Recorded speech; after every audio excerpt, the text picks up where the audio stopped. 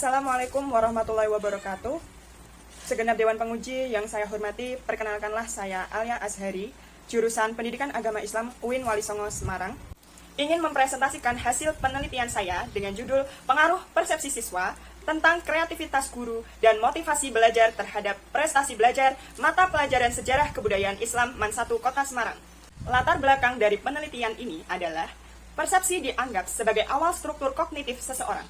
Apabila siswa mempunyai persepsi yang positif terhadap kreativitas dalam mengajar yang dimiliki oleh gurunya, besar kemungkinan siswa akan lebih bersemangat dalam belajar yang kemudian akan meningkatkan prestasi belajar siswa. Pentingnya kreativitas guru ditekankan oleh para wakil rakyat melalui ketetapan MPR RI nomor 2/MPR/1983 tentang GBHN sebagai berikut. Sistem pendidikan perlu disesuaikan dengan kebutuhan pembangunan di segala bidang yang memerlukan jenis-jenis keahlian dan keterampilan serta dapat sekaligus meningkatkan produktivitas, kreativitas, mutu, dan efisiensi kerja. Melihat realitas sekarang ini, masih banyak guru yang masih belum bisa memanfaatkan fasilitas yang ada. Secara umum, peserta didik akan termotivasi untuk belajar apabila peserta didik melihat situasi pengajaran cenderung memuaskan dirinya sesuai dengan kebutuhan peserta didik. Berdasarkan studi awal yang dilakukan oleh peneliti kelas 11 MAN 1 Kota Semarang, tidak semua peserta didik mempunyai pandangan yang sama. Beberapa peserta didik mempunyai persepsi yang positif, tetapi ada juga persepsi yang negatif. Prestasi belajar yang didapatkan oleh peserta didik pun berbeda-beda. Dari latar belakang tersebut menghasilkan 3 rumusan masalah. Rumusan masalah pertama yaitu, adakah pengaruh antara persepsi siswa tentang kreativitas guru terhadap prestasi belajar mata pelajaran Sejarah Kebudayaan Islam MAN 1 Kota Semarang? Yang kedua, adakah pengaruh antara motivasi belajar terhadap prestasi belajar mata pelajaran Sejarah Kebudayaan Islam siswa MAN 1 Kota Semarang?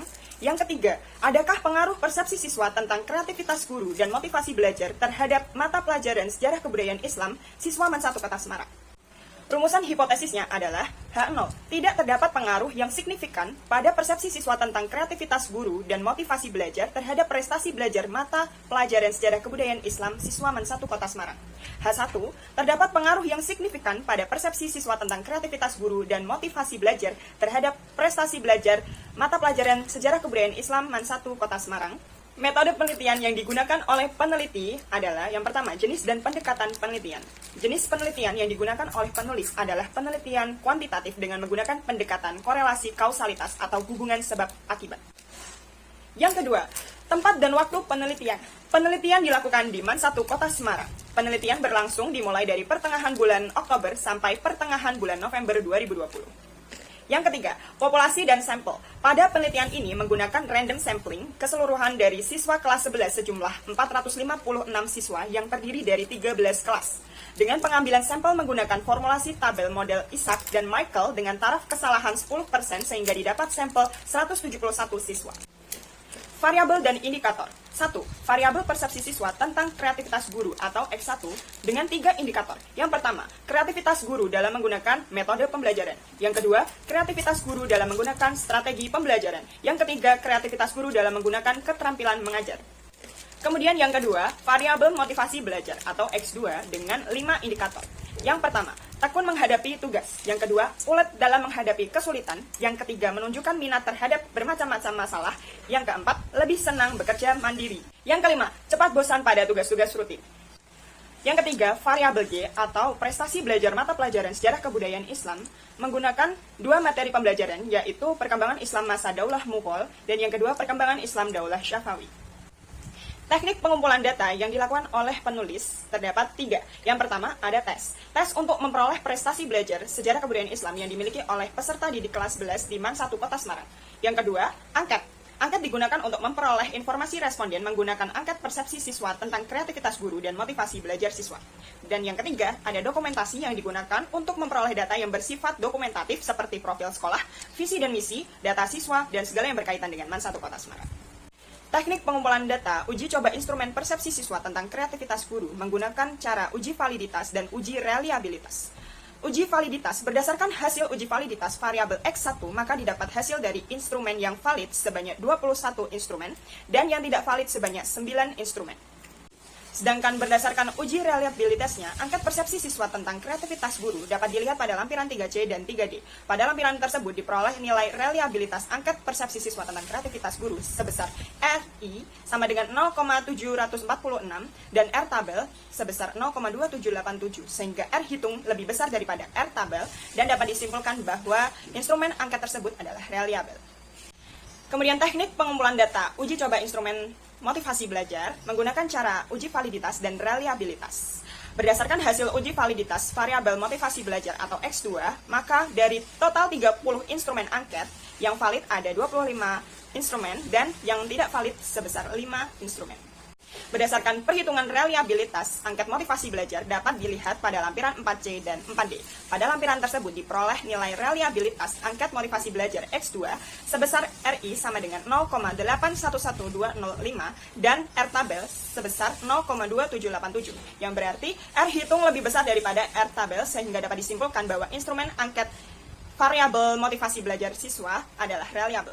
Teknik pengumpulan data, uji coba instrumen tes prestasi belajar mata pelajaran SKI, terdapat 4 uji. Yang pertama ada uji validitas. Berdasarkan hasil uji validitas variabel prestasi belajar mata pelajaran SKI atau Y, maka didapat hasil dari instrumen yang valid sebesar 26 dan yang tidak valid sebesar 4 instrumen. Uji yang kedua yaitu uji reliabilitas. Berdasarkan perhitungan reliabilitas tes prestasi belajar mata pelajaran SKI dapat dilihat pada lampiran 5C dan 5D. Pada lampiran tersebut diperoleh nilai reliabilitas tes prestasi belajar itu sebesar RI 0,875714 dan R tabel sama dengan 0,2787, sehingga R hitung itu lebih besar daripada R tabel dan dapat disimpulkan bahwa instrumen tes tersebut adalah reliabel. Kemudian yang ketiga ada uji tingkat kesukaran. Hasil perhitungan tingkat kesukaran instrumen tes prestasi belajar mata pelajaran SKI dapat dilihat pada lampiran 5E. Kemudian yang keempat ada uji daya beda. Hasil perhitungan daya pembeda tes prestasi belajar mata pelajaran SKI dapat dilihat pada lampiran 5F. Selanjutnya adalah deskripsi dan analisis data. A. Uji normalitas X1. Uji normalitas dalam penelitian ini menggunakan uji Lilia-Force. Adapun data uji normalitas secara lengkap dari variabel X1 dapat dilihat pada lampiran 9A.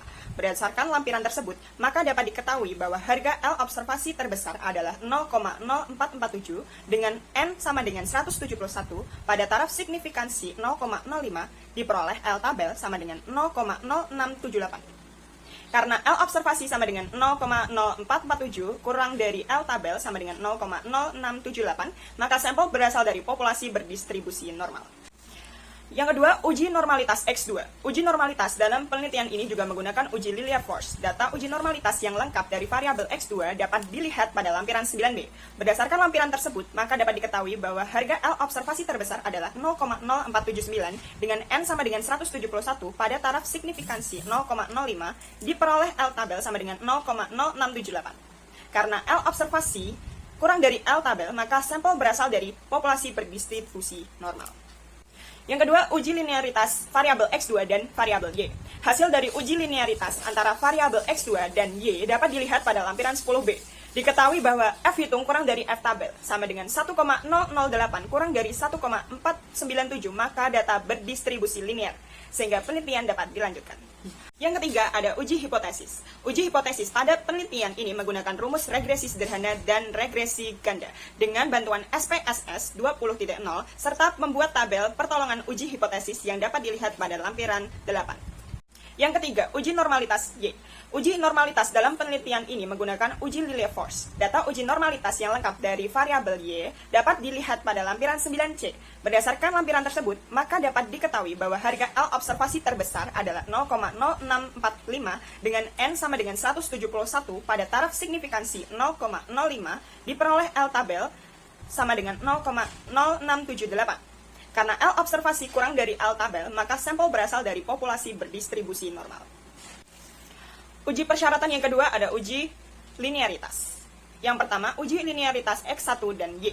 Hasil dari uji linearitas antara variabel persepsi siswa tentang kreativitas guru dengan prestasi belajar siswa dapat dilihat pada lampiran 10A. Diketahui bahwa F hitung kurang dari F tabel sama dengan 0,99 kurang dari 1,49, maka data berdistribusi linear, sehingga penelitian dapat dilanjutkan. Selanjutnya adalah hasil penelitian. Dari penjelasan pengujian hipotesis di atas menghasilkan persamaan regresi sederhana, persamaan regresi ganda, R-square, dan signifikansi data sebagai berikut. Yang pertama, hasil hipotesis variabel X1 dan Y. Persamaan regresi linear sederhana dari variabel persepsi siswa tentang kreativitas guru atau X1 terhadap prestasi belajar mata pelajaran SKI atau Y adalah Y sama dengan 16,671 dikurangi 0,054X.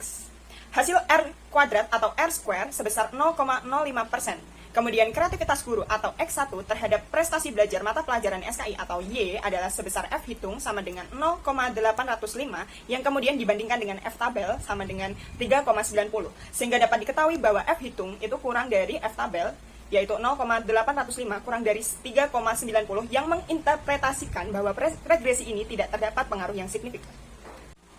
Yang kedua, hasil hipotesis variabel X2 dengan Y. Persamaan regresi linear sederhana dari variabel X2 terhadap prestasi belajar mata pelajaran SKI atau Y adalah sebagai berikut. 9,952 ditambah 0,051X.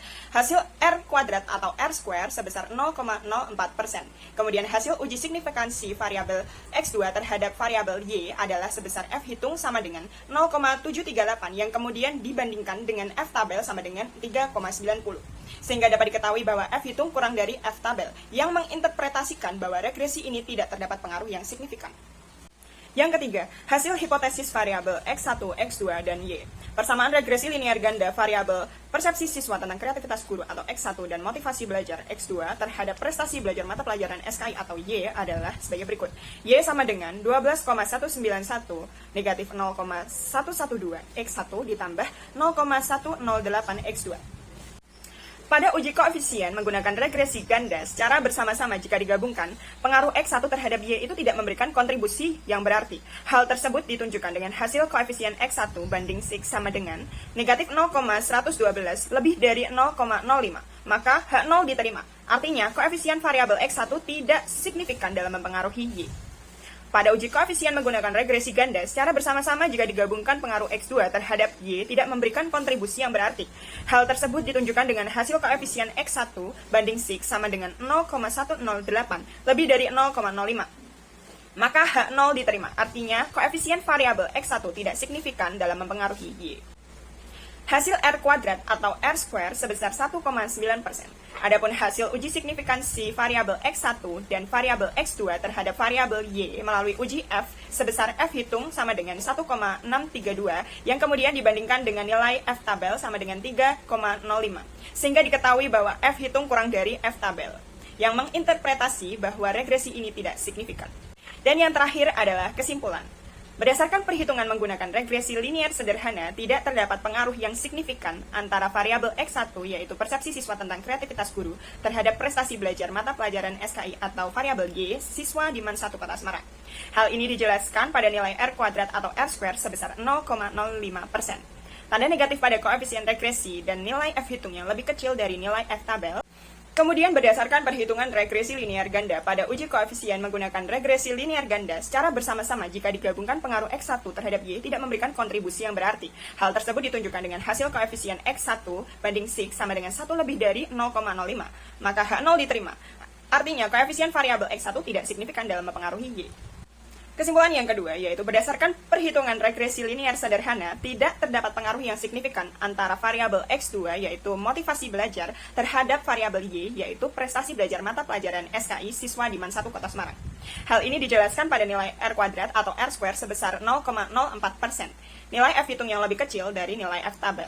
Kemudian, berdasarkan perhitungan regresi linear ganda, pada uji koefisien menggunakan regresi linear ganda, secara bersama-sama jika digabungkan pengaruh X2 terhadap Y tidak memberikan kontribusi yang berarti. Hal tersebut ditunjukkan dengan hasil koefisien X2 banding 6 sama dengan 1 lebih dari 0,05. Maka H0 diterima, artinya koefisien variabel X2 tidak signifikan dalam mempengaruhi Y. Kesimpulan yang ketiga, berdasarkan perhitungan regresi linear ganda menunjukkan pengaruh yang tidak signifikan antara persepsi siswa tentang kreativitas guru atau variabel X1 dan motivasi belajar atau variabel X2 terhadap prestasi belajar mata pelajaran SKI atau variabel Y siswa di MAN 1 Kota Semarang. Pada regresi linear sederhana dijelaskan pada nilai R kuadrat atau R square sebesar 1,9%. Tanda positif pada koefisien regresi dan nilai F hitung yang lebih kecil dari nilai F tabel atau F hitung sama dengan 1,632 lebih besar dari F tabel sama dengan 3,05. Demikian yang dapat saya presentasikan, kurang lebihnya mohon maaf. Wassalamualaikum warahmatullahi wabarakatuh.